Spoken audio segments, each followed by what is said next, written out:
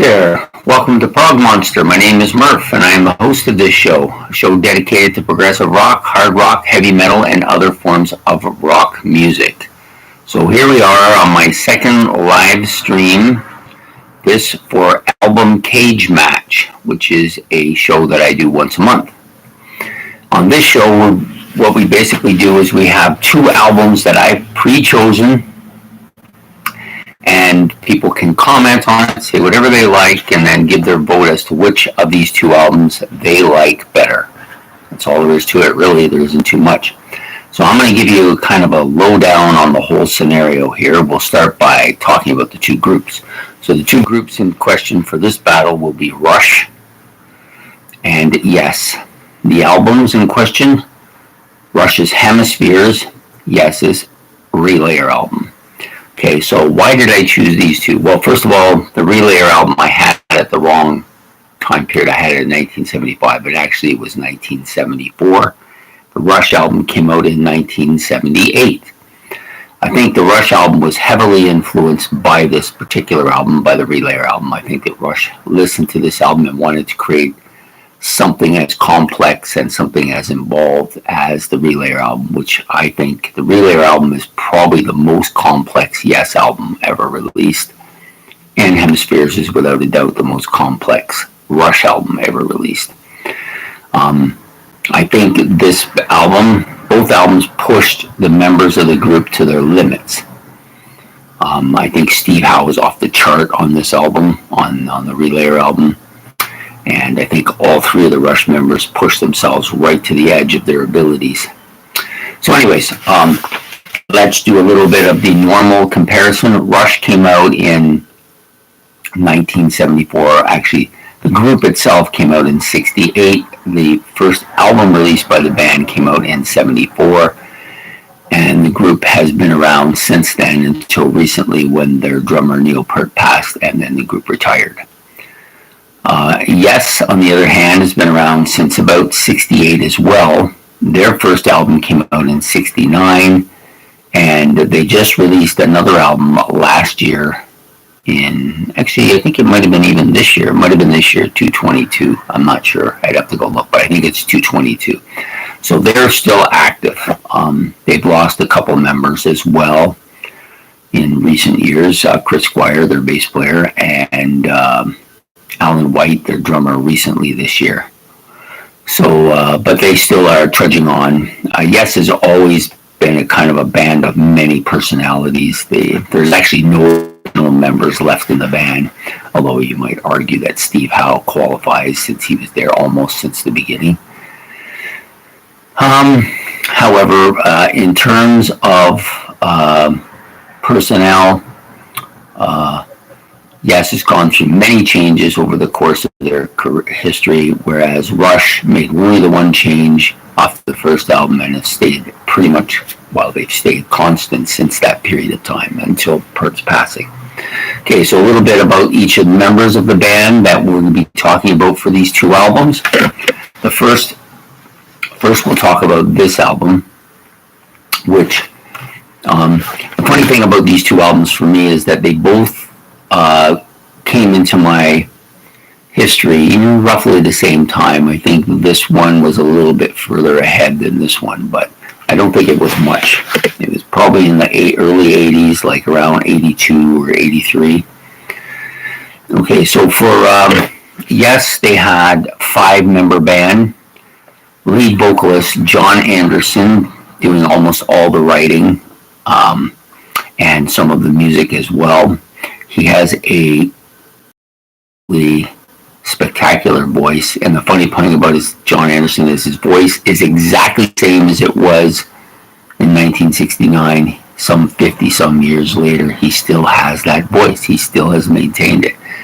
It's quite extraordinary, actually, when you think about the level of his voice. But the big thing about his voice is that he claims it, and I believe it, that it's his natural sounding voice. It's not a falsetto, which is good, and that's probably the reason why he's able to maintain it for so long, because it's his normal voice. He doesn't have to really strain it too much. Great vocalist, one of the best progressive rock vocalists of all time. His counterpart singing for Rush is Geddy Lee. Some people have had a great deal of difficulty with Geddy's voice. I personally like his voice.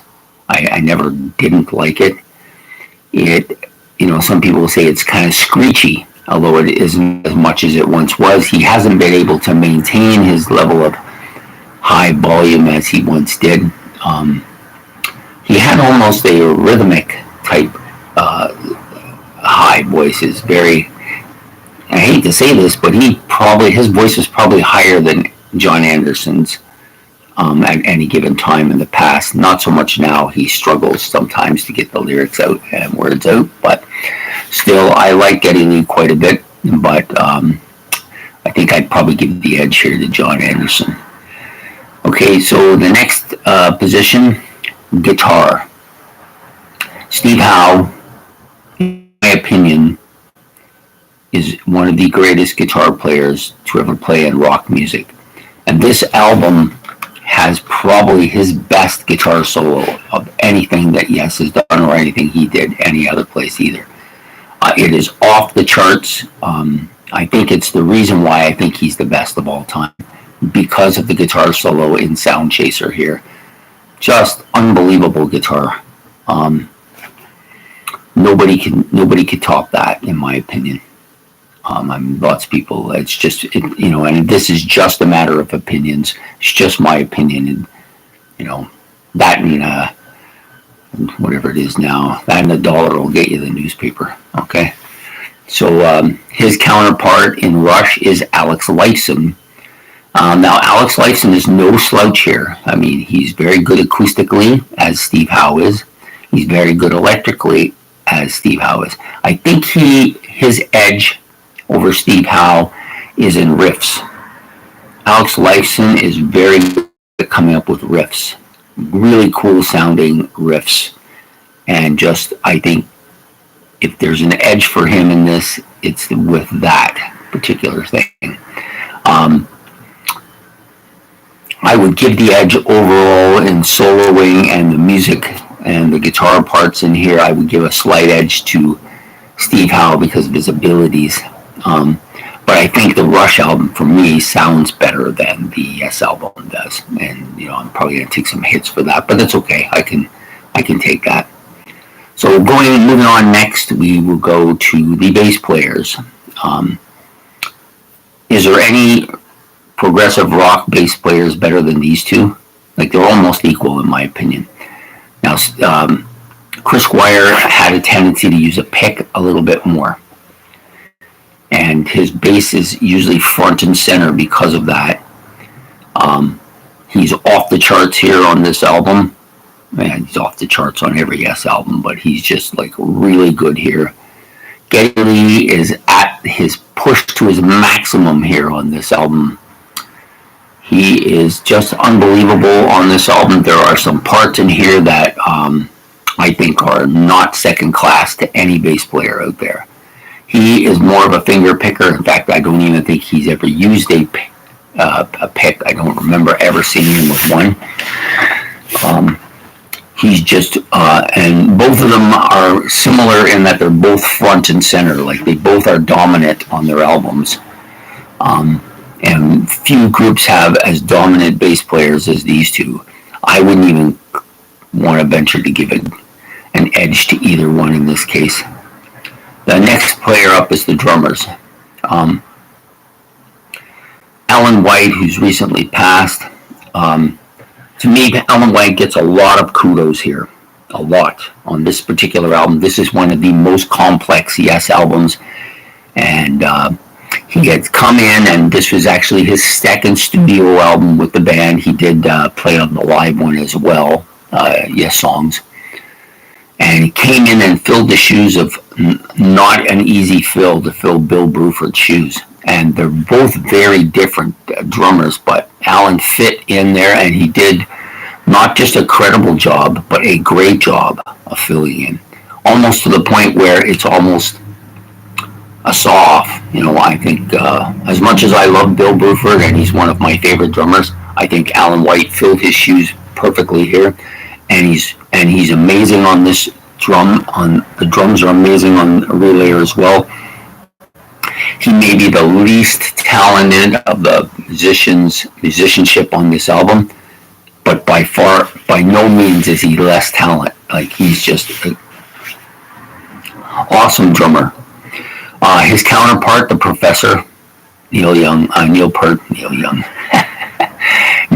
on the drums here. Like, is there any drummer in rock that's better than him? Some people would argue that there are a few, but for precision, technical, and for speed, I think he's the best. He's just a phenomenal, and he comes up with these really cool sounding, phenomenal riffs, and he's at it again on this album. This is not one of his, I don't think this is not one of his strongest drum albums, but still really good, and I would probably still give him the edge here, mostly because of his percussion. I don't think Alan White is second to him because of the drumming ability. I think they're both fairly quickly and fairly good here for the styles required. I think that Neil Peart just plays more percussion and plays it with such precision, plays some instrumentation in the percussion section that very few drummers can do. And so I give the edge to him there. As for the keyboards, well, it's almost a blowout. As good as Geddy Lee has become with his keyboards, he's still just a hack keyboardist. Like, he can play what he learned to play and the music he wishes to play for the albums they're playing to add to Rush's music, but he's going up against one of the 2 or 3 best keyboardists in rock in Patrick Moraz here. Even though I think Patrick Moraz maybe not quite as good as Rick Wakeman would have been, for this album, he's fantastic. And I don't think he doesn't take a backseat to anybody on this album. And literally just blows Geddy Lee away here. So it's not even worth discussion. So there you have it. There's the music that you're hearing on this album by the players that are playing on this album. All extremely gifted instrumentalists and musicians. Okay, the tracks. There are 3 tracks on the Relayer album. The Relayer album, I guess, is quite similar in structure to the Close to the Edge album, which is, I believe, the Yes's best album, but more the instrumentation on this album, I think, is probably better overall than the instrumentation on Close to the Edge, and that's saying a lot, because that's just saying a lot. Sound Chaser, one of the best instrumentals ever, I think. To Be Over was probably the first song I ever really liked by them off of this album, and The Gates of Delirium, what can you say about that song? So, for me, this album, I'll get into that in a minute. Anyways, with the Rush album, there are 4 tracks. Hemispheres, which is the same as Gates of Delirium, is a long, side-long epic. Probably more accessible to the ear than the Gates of Delirium was. Overall, Gates of Delirium, I think, is a much better instrumental. The instrumentation is probably better overall, and I think the song is more classic than Hemispheres is. But I don't think it's a great distance between the two. I think it's pretty even distance. It's not. I don't think Gates of Delirium blows it out of the park. I think they're fairly close here.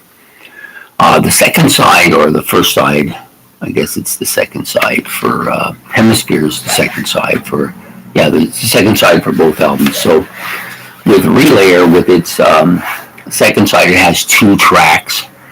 Sound Chaser, which is is almost a kind of a jazz fusion-y song, but just some really incredible guitar playing on this song. I've not heard anything like this from anybody. And of course, To Be Over is kind of the emotional song on the album, I think. That's the one that kind of gets me, the emotional part. As for Rush, it has 3 tracks on the second side. Circumstance, which is kind of the radio-friendly type song for the album. And then Trees, which is a classic, well-written, just typical Rush song. La Villa Strangato, or La Villa Strangiato, which is probably the way you should pronounce it. La Villa Strangiato is an instrumental unlike any other instrumental I've ever heard. I think it's the best. It has so many quality parts to it, and it's such a incredible song. Like, having heard it now and been listening to it for 40 years, I have not grown the least bit bored with it or burned out with it. I think it matches up instrumentally fairly well with Sound Chaser, although I think the guitar on Sound Chaser is overall probably better, but the instrumentation, overall instrumentation, if you're weighing all the factors, I think it's just a better song. Well, more. Okay, I think that the song is better constructed than Sound Chaser. My opinion. Not suggesting that I am the quintessential musician here. It's just my own opinion. So the albums were, of course, the covers are very different. You know, the Relayers, of course, the Roger Dean cover, typical Roger Dean. This one's a little bit grayer, and it almost gives a tapestry feel to it. Whereas Hemispheres, of course, you know, they're expressing both mind and body here and showing the pictures of both in the brain, the 2 different hemispheres of the brain. Really well constructed covers as well. So what other things should we talk about here? Okay, the lyricists. Of course, John Anderson does all the lyrics for Yes. Somewhat surrealistic lyrics. I like them. I dig them quite a bit. Sometimes I'm not always sure what he's going at when he's talking, and what he's talking about. I almost kind of have to really read through them and then get other people's opinions to kind of understand where he's going here. And sometimes he even has come out and said that he's not even sure where he's going with it. So it's quite interesting. Well, whereas Neil Peart is quite different.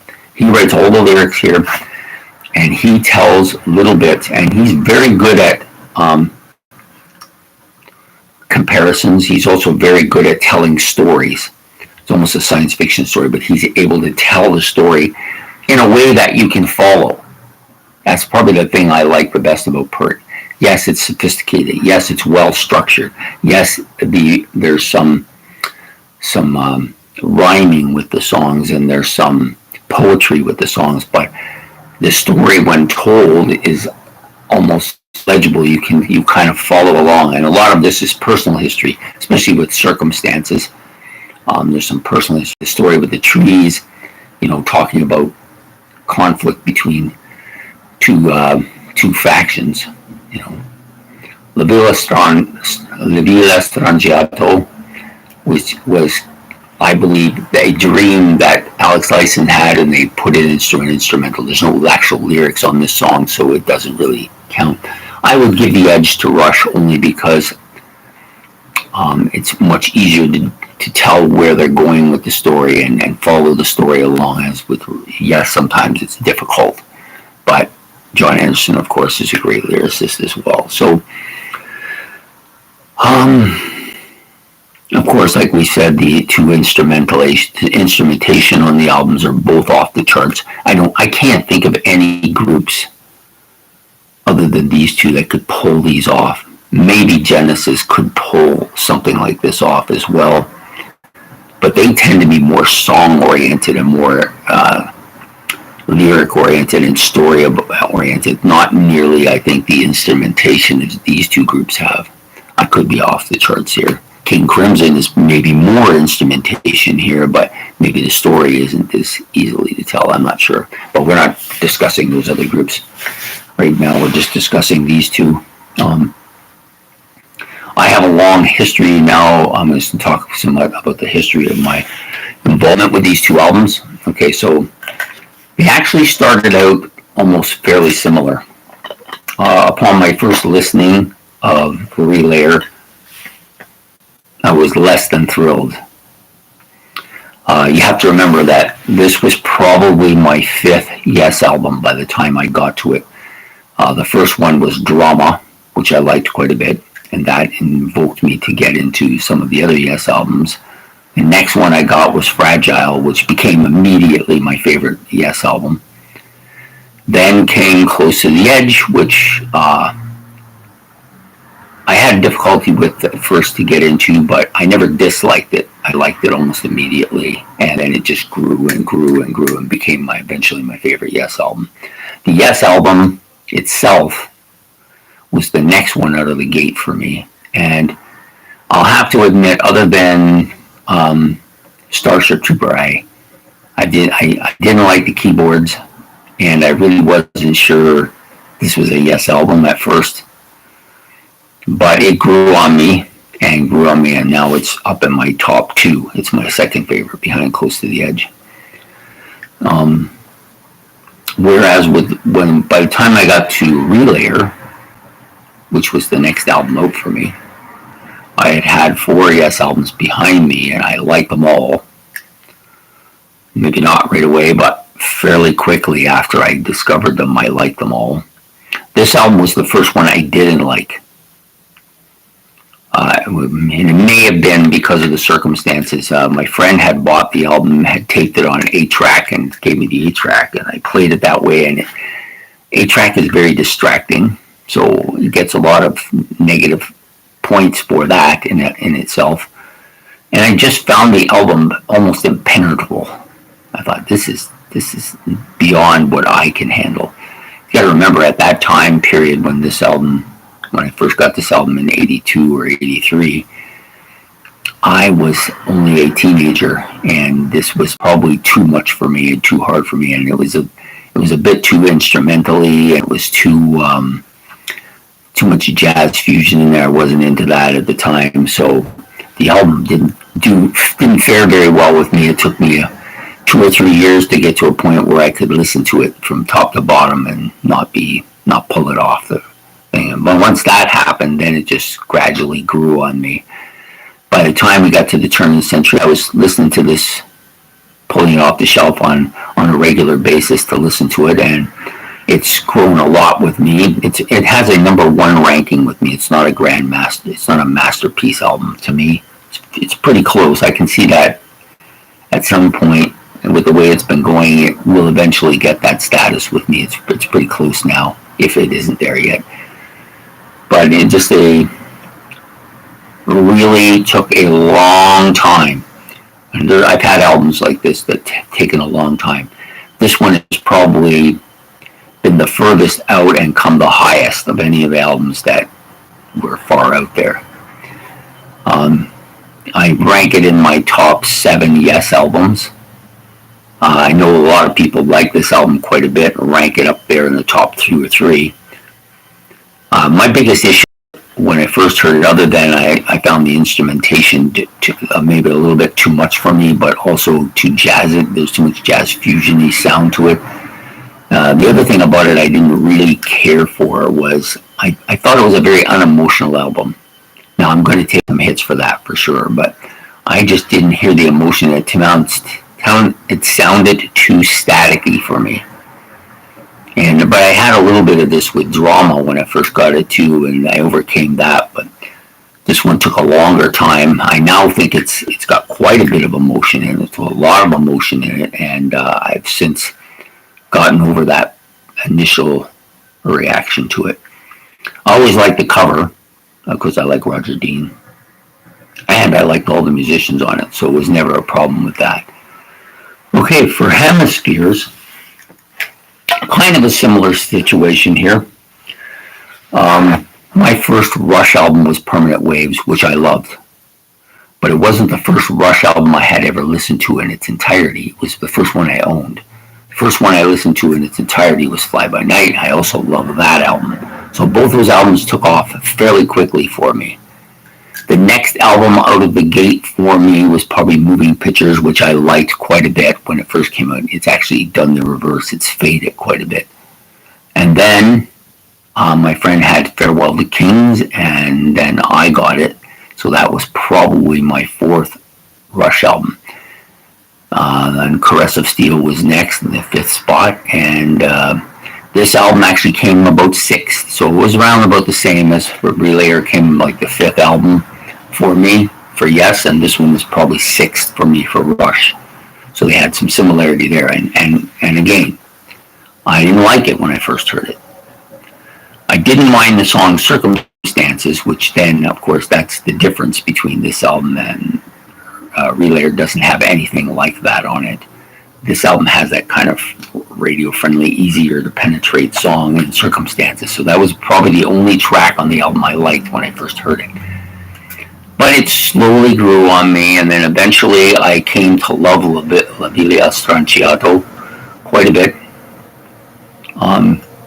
It eventually became my favorite instrumental of all time, and I love that song. I could listen to it every day of the week, and I would never get bored with it. Trees, of course, is another one of my top 10 Rush songs of all time, so two of them on this album.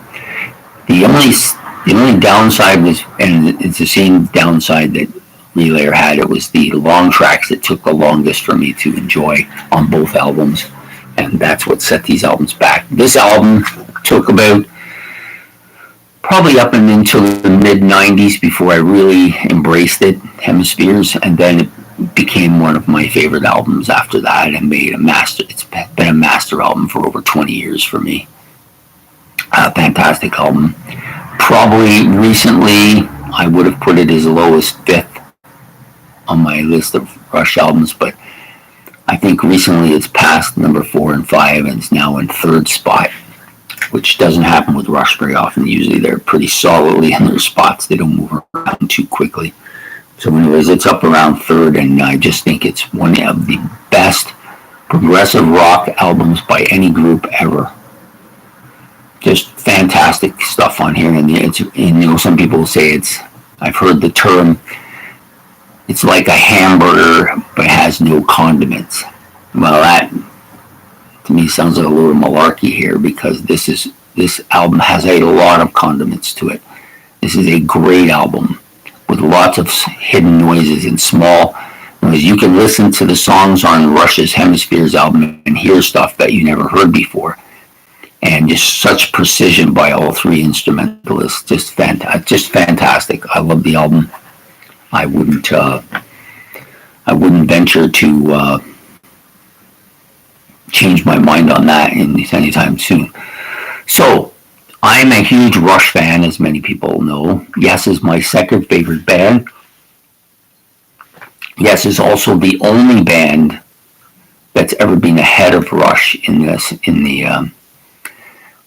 once Rush became my favorite band. Yes eventually passed them, and then were passed by Rush again, and that's been that way for well over 20 years now. Rush has been in the lead for about 20 years. Yes was probably in the lead for maybe 18 or 19, and Rush had it for a few years before that. So they're reasonably close in that regard, but as it stands right now, there's not really that close. Rush is by far my favorite band. Yes struggles to hold on to that second spot against Genesis. I think if Genesis had had one more album, it could have been difficult for Yes to stay in the second spot. However, they are there now. There's also some Yes albums I have not really gotten into too much, although I've possessed them now, and the latter I like quite a bit. The most recent Yes album, I like the first track, and then there's maybe 2 or 3 others I kind of don't mind either, and then the rest of the album is kind of ho-hum and really not memorable.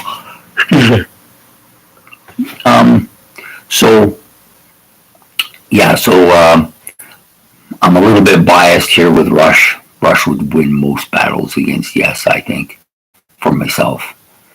But Yes is still a fantastic band.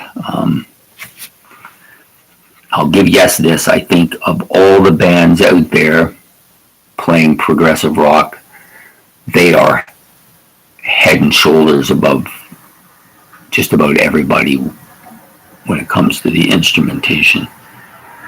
Even Rush, who I think are really good instrumentation on their albums, can't quite win that battle because they don't have the keyboards to compete.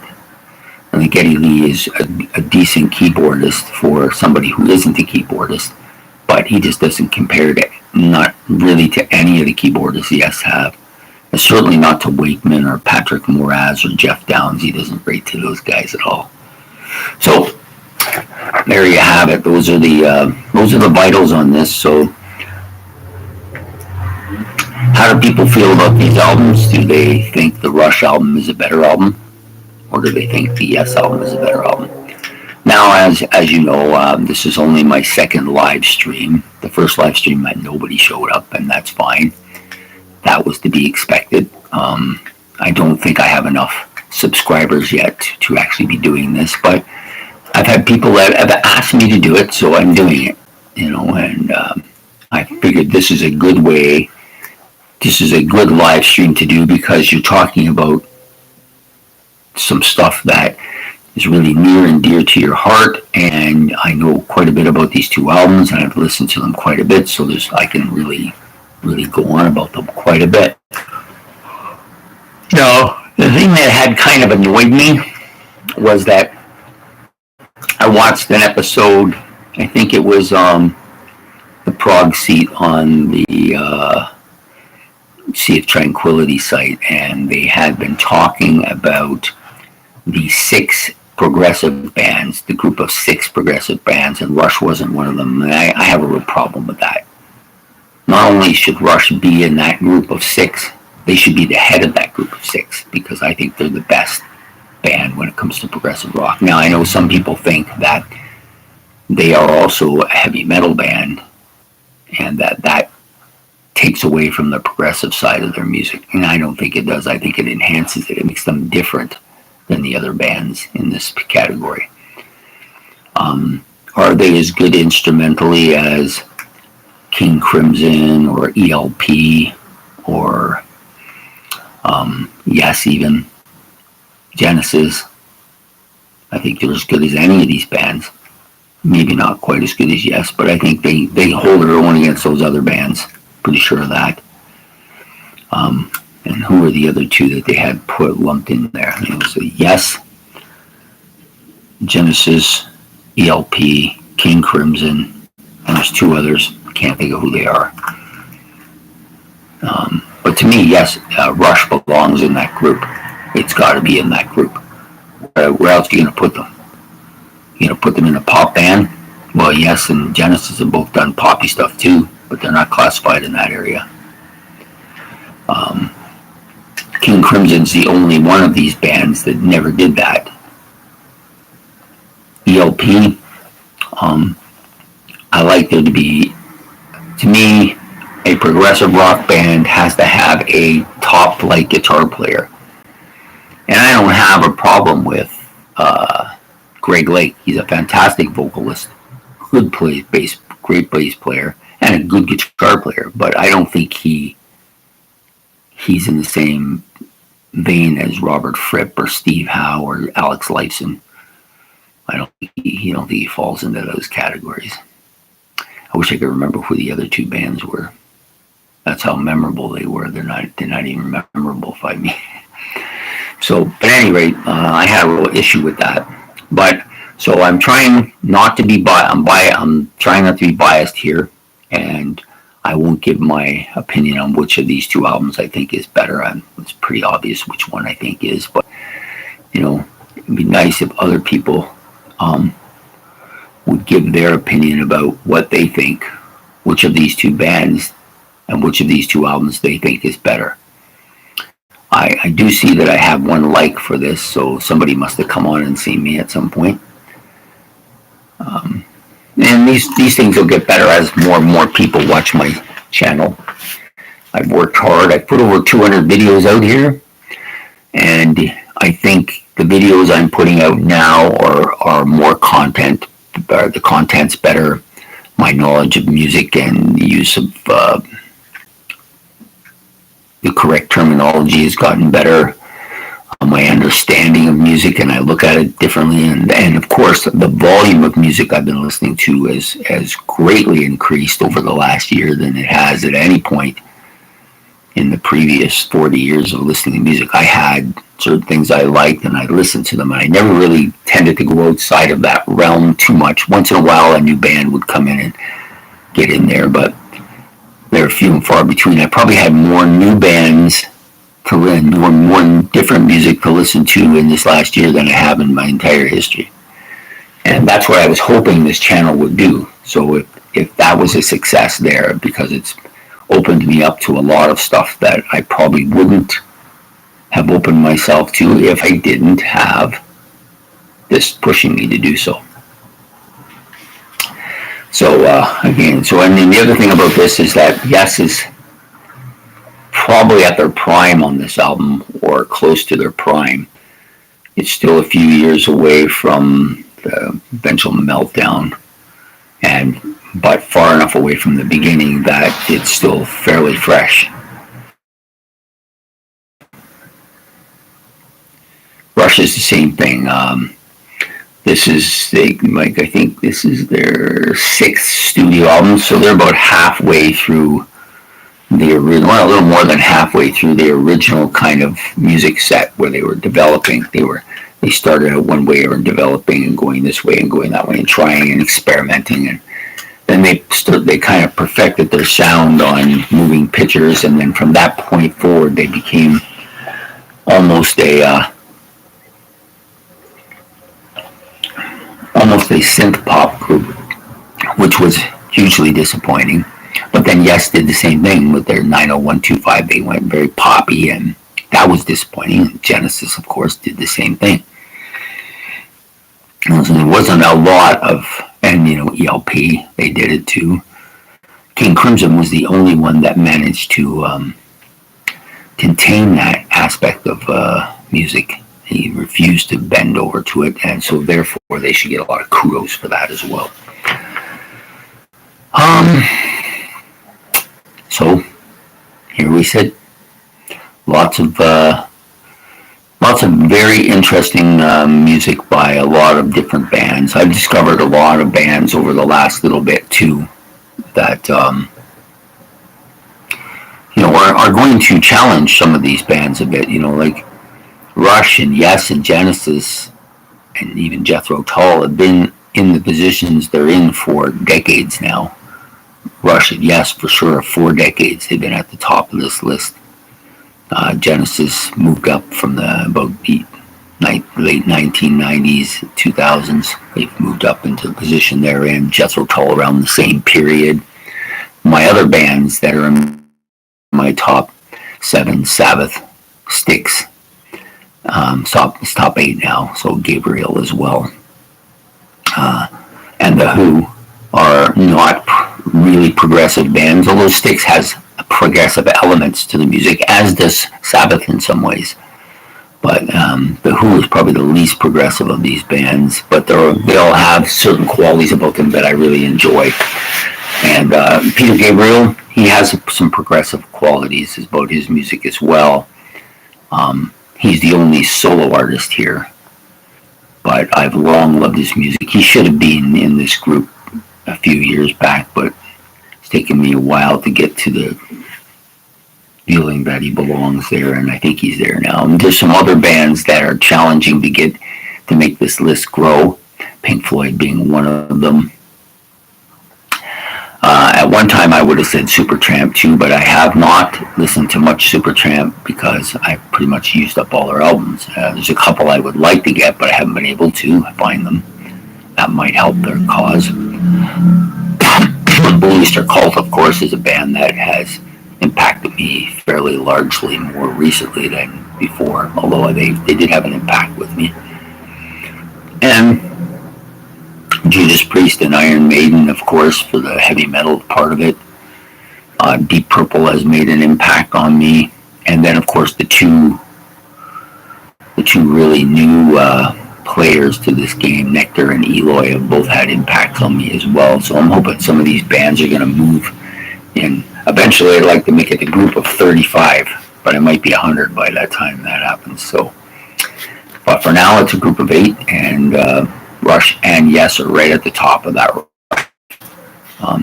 Now I'm going to be listening to some more Yes stuff that I got recently, and some more Genesis stuff as well. I know it was a word about Zeppelin. Well, I have most of the Zeppelin stuff now. I don't think Zeppelin will ever make it to that group. I just don't think they are quite.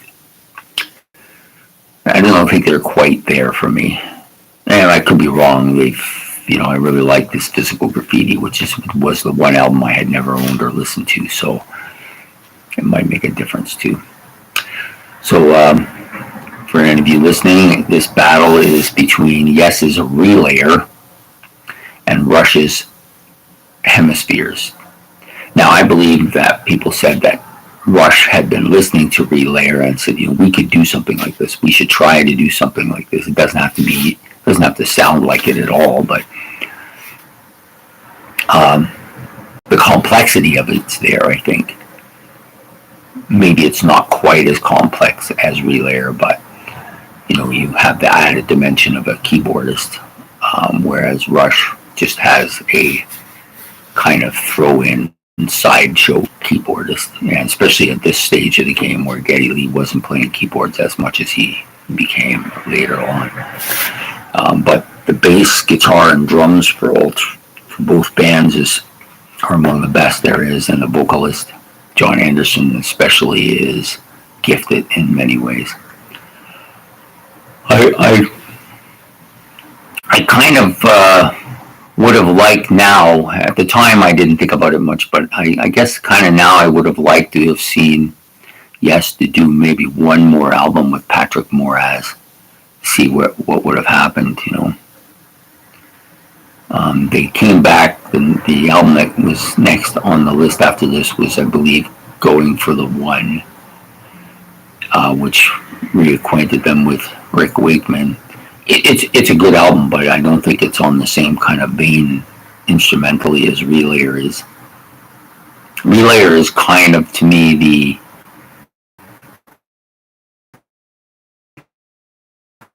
the instrument in their setup, but they tried to go even further. They knew what they could do by doing Close to the Edge, and they wanted to go even further with it. That period of time for Yes, between the Yes album and Drama, very few bands have a string of albums like that. Maybe Jethro Tull. Yeah, Jethro Tull might be the only band I can think of that has a string of albums that are so good. As many albums, like you go from the Yes album right through to Drama. There's about 8 or 9 albums in there. There's only really Tales of the Topographical, which is the only one that isn't at least a 1 for me. Most of them are masters, but it's a 2, but it's been somewhat impenetrable for me. I think it's just the size of it is just hard for me to penetrate. Whereas Jethro Tull, they go from Stand Up right through to whatever the album was in 19. I can't think of what it's called, but just like one great album after another. Fantastic. And Rush has a similar stock. They go from Fly By Night all the way up to Signals, although I think Signals is a bit weaker than most albums would be in this group. I don't care as much for the first Rush album either, so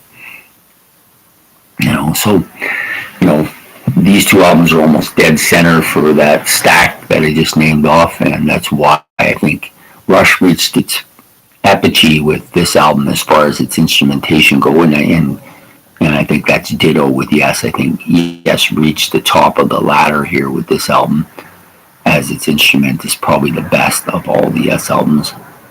And then it was they changed direction, and I think they changed direction because, for the same reason Rush did, these are probably really hard albums to put together. a lot of work. So there we go. So I've got a few people that are showing up here as being online, and then 3 likes, but I'm not seeing anybody. So perhaps I'm just not. Maybe I'm not looking at it in the right spot.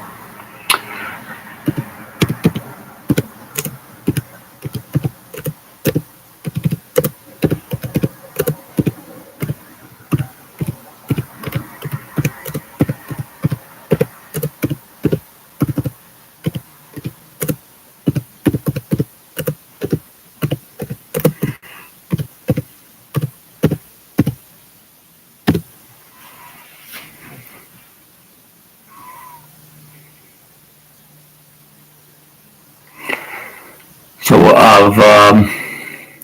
if I had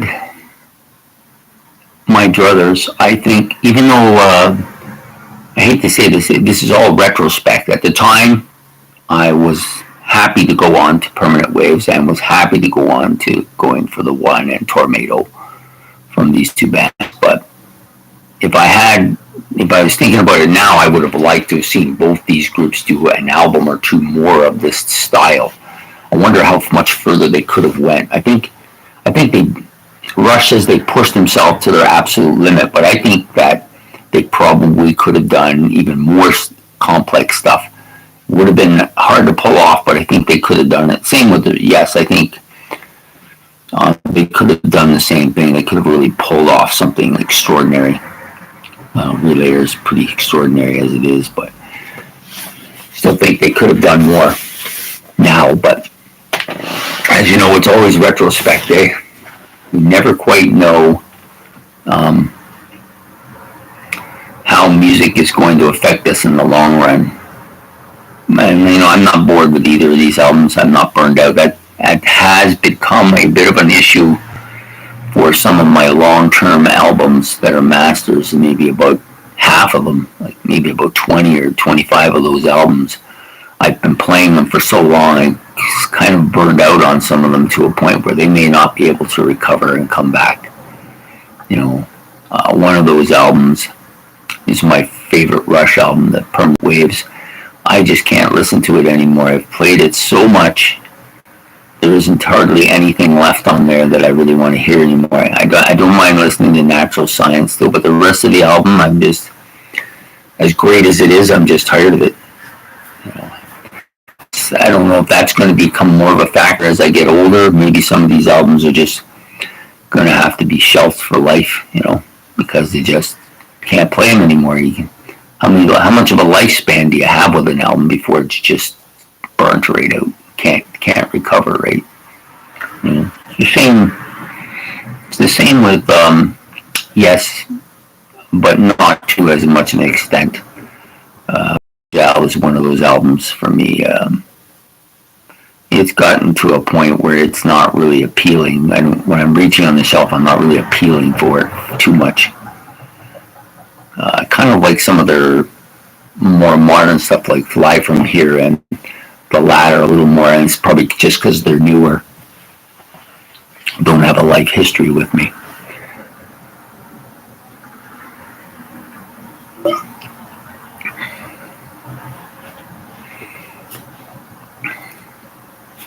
Well, there we go. I got my first comment, and I'm happy to say it's DB Cooper. He's one of those guys who's always comments on my stuff, and I get a lot of feedback from him, which is great. Send me in some directions on stuff that has interested me. I don't have the kind of budget that some of these shows have to go out and get a billion albums, so I get out there and get what I want to get based on some of the recommendations of people who I know like the same stuff as me. And this is one of those guys. So welcome, DB Cooper, to the show. I'll be doing another one of these. Probably going to try to do one every month. And as it gets more popular, perhaps we'll go to a weekly show. But for now, we'll do that. I'm not sure what battle I'm going to do next, but I have a couple of things in mind. I'm probably going to stick with a progressive movement again. But it's hard to say. I should probably give some attention to the heavy metal too. or the hard rock, one of those two. Got a couple of particular battles there I'm thinking about too. So at this point in time, Rush has a 1-0 lead on this, thanks to DB.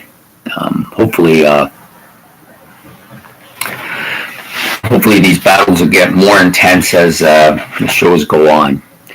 So this one's already been a better show for me. The first one I was not really wanting to do. I was hesitant about it. I didn't feel comfortable, and then when I didn't get any participation, it was disappointing, and I was thinking to cancel it again. But every show has its inauguration and gets on the air and does what it does initially, and then if it's liked, it'll go, and if it doesn't, it won't go. But it was nice to do these two albums. Particularly, I thought that of all the Yes albums and all the Rush albums that are out there, these two line up with each other the best, I think. I mean, I can't think of any two. I thought about, this is kind of a stupid thing, but I thought about doing a show with Supertramp's Crisis, What Crisis, and Rush's Caress of Steel, which I think have a lot of stuff in common, the two of them. Very similar albums in some ways. Not instrumentally, they're very different that way, but I decided that this was a better matchup. Same as the last one I did, which was the Who's Next playing up against Led Zeppelin 4. That's to me a colossal battle there. I know how I feel about it and what I would choose, but I'm pretty sure that that Zeppelin album is just, in many people's minds, the best rock album out there. It's one of them anyways. But it is one of those albums that have been played and played and played to death. I don't even know if there's anything. Like, I can listen to the side B on there and I don't mind it still, but side A, Christ, I sometimes can barely stand listening to it. So anyways, we're getting down kind of close to the edge here. No puns intended. I have to go for some church and stuff later, but I've enjoyed. I thought I would slot it in here because I have enough Australian people that like my music station that I wanted to give them a chance to express what they like and don't like on the show.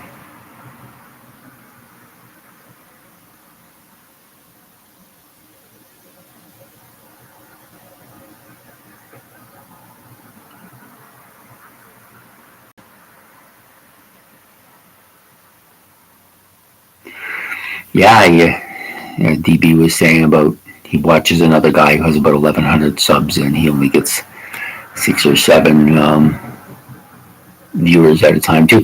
It's just about getting that right time slot and the right kind of thing, and people having the time to do it. Because people have busy lives, they really do. I have a fairly busy life, and slotting this stuff in is sometimes difficult, but that's why I started the episode called This Week, because I found by doing this week and putting my stuff down the way I want it, and then this stuff is much more content driven and much more organized, and because it's more organized, it makes it easier to put it out there, and that's why I started doing that. And I think it's been a favorably positive experience too. So. BP is now here, as Ben has finally joined us here. He also is voting for Rush, and I love the show much. Appreciate it. Yep. Yeah, I think with Rush, the reason I think Rush wins over Yes in a lot of cases is because for Yes, it's a pure prog people who are progressive rock nuts and love progressive rock. I'm not saying that I don't, I do, but the Rush fans get an edge because Rush fans are Rush fans, and they are second to none. And you tend to get a little bit more of the hard rock fans listening to Rush that you wouldn't get with Yes. Like people who listen to hard rock will sometimes listen to Rush, but they don't tend to listen to Yes. I think that's part of it too. And yeah, he says it's 7 a.m. there. I tried to get the show as late as I could so that they could get a chance to come on. Unfortunately, my church thing starts within the hour, and I have a bit of a hike to get there, so I can't run it any later than this. Although I've been thinking about running it on a Sunday, which might work better.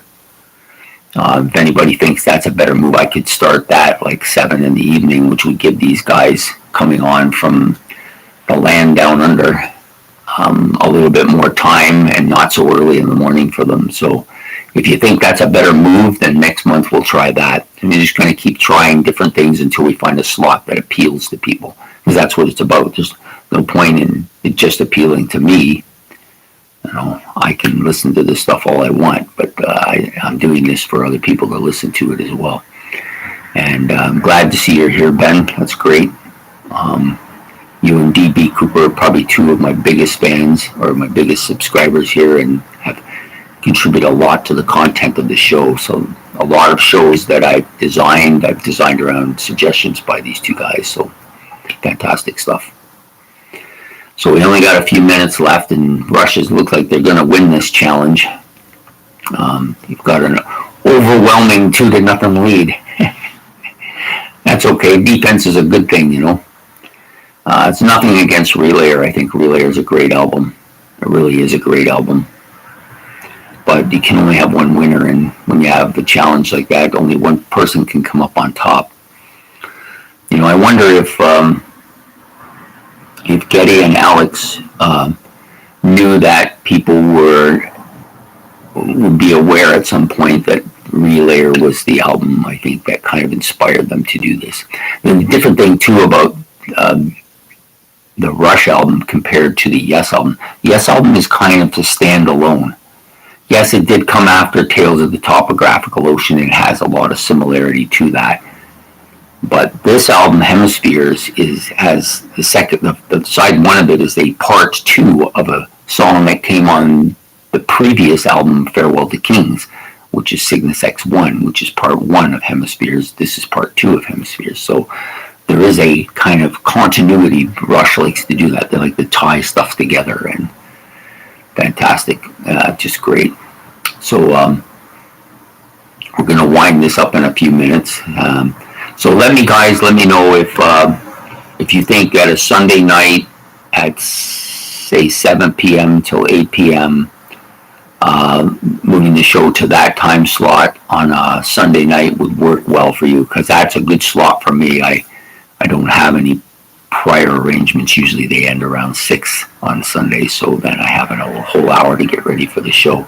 If you think that's a better slot for you guys let me know. I'm open to it. So anyways, so a lot of my, if you notice that my book stand has disappeared, the rearranging of the house is finally underway. The book stand has been moved to the front room area. This shop that I have here, this setup for my CDs, which is kind of ridiculous, is also going to get a spot of its own soon as well, and I think it'll be a more comfortable spot for me, and I can really set it up the way I want. Here I'm kind of squeezed into an area that I don't necessarily want to use, but for purposes of the household, I kind of have to do that. So I hope you guys really enjoyed the second episode. I'm also looking for for the next episode, the next battle of the next cage match between two albums. I like to get some kind of thought on which albums you might choose. I have some ideas of my own, but if other people got something that might catch me that I think would work, then we'll do that as well. So it looks like I'm going to have to declare unofficially at this point in time that Rush has won this battle by a narrow margin of 2-0. Hemispheres. I did have a woman on the show a few nights ago who absolutely detests Rush and couldn't understand how you could compare them to Yes in any shape or form. However, you know, and this is not a sexist thing, but I've discovered that women just don't get Rush. They don't. I don't know any. I know one person, a friend of mine from years and years ago, who was a pretty big Rush fan, but generally speaking, most women do not get Rush at all. Oh yeah, so I guess if I had to give a vote, it's pretty straightforward. It'd have to be a 3-0, a shutout. And it's not that I don't like this album. I do. I have about the same length of history for both albums. This is Rush, and Rush, you have to really be good to beat them on a good day from me. And as good as Yes is, they're my second favorite band. This is not one of my favorite Yes albums, where this is definitely one of my favorite Rush albums. So today it would have to go to Hemispheres. But you never know. This album's grown and grown and grown and continues to grow. So there you have it, guys. I'm going to have to cut it loose because I got to go. They don't like it when you're late for church. It kind of disrupts the proceedings. But at any rate, and DP said that he prefers the relayer cover. I think that part I agree with. I would agree. I prefer the relayer cover, but then I prefer most Roger Dean covers. He's just the kind of artist that I really like. I do like the guy who does Nectar quite a bit too. He's some different stuff on them ones as well. So anyways, I'm going to have to cut her off. I hope that you guys really like doing this. I'll be doing another one next month. I don't think I'll wait till the end of the month. I had to wait till the end of the month this month because of some stuff that was going on. But my goal was to get it at the second or third week of the month, like second or third week of the month, pretty much standard. So I'll definitely be back with another album war or another cage match with 2 other people and 2 other groups. So please, if you like this, please like and subscribe. Tell me what you'd like to see me do. Is the time slot on Sunday 7 to 8 p.m. Eastern Standard Time. Will that work better for everybody if we do it that way? Please let me know. Okay, so I'm signing out. God bless y'all. Bog Monster out. Bye.